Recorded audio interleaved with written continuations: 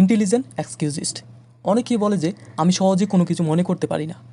আমাদের মাঝে 94% মানুষের এই ধরনের রোগ আছে। অনেকে এই রোগটা একাকী সাফার করে, কারোর সাথে শেয়ার করে না, যাতে কেউ মনে না করে যে তার দুর্বলতা বা বুদ্ধি কম আছে। আসলে এটা কোনো রোগই নয়, এটা আমাদের ভাবনা মাত্র, এবং নিজেকে অনেক ছোট মনে করি।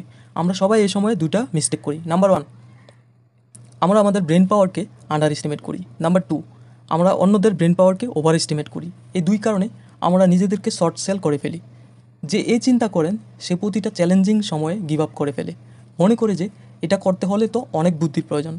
কিন্তু দেখা যায় যে ওর চেয়ে কম বুদ্ধির মানুষটা ওই কাজটা কমপ্লিট করে ফেলে।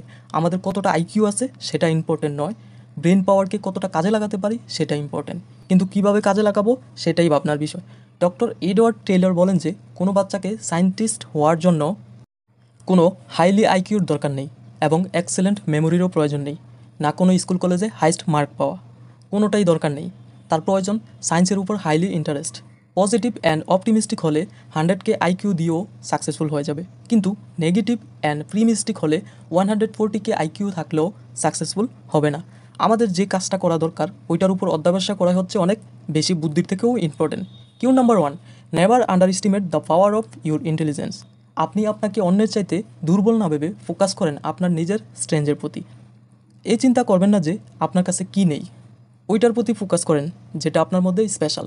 Q number 2, develop your positive attitude. Always positive অ্যাটিটিউডে থাকবেন। কিভাবে উইন হবেন সেই মেন্টালিটি তৈরি করবেন, আর কিভাবে হেরে যাবেন ওই মেন্টালিটি মাথা থেকে ঝেড়ে ফেলে দেন।